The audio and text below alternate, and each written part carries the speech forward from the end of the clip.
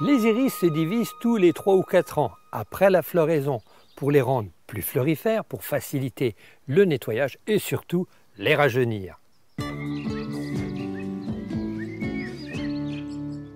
La floraison des iris au bout de 3 à 4 ans de plantation baisse. Certaines variétés, les plus vivaces, souvent bleues, étouffent les autres couleurs. Le chien-dent, le liseron s'installe entre les rhizomes et il devient impossible de les conserver propres. Le massif paraît négligé. Les iris se divisent après la floraison, c'est-à-dire au début de l'été, et peut se poursuivre pendant plusieurs semaines.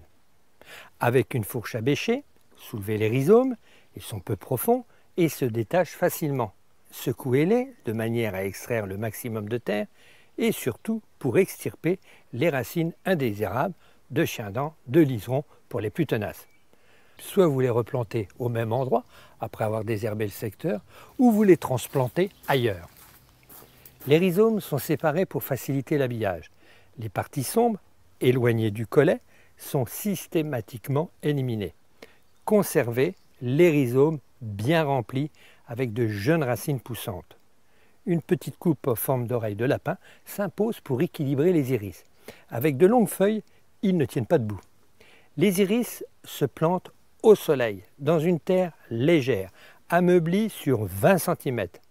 Dans une terre collante, déversez un peu de sable de rivière pour drainer le sol. Cette technique empêche la pourriture des racines.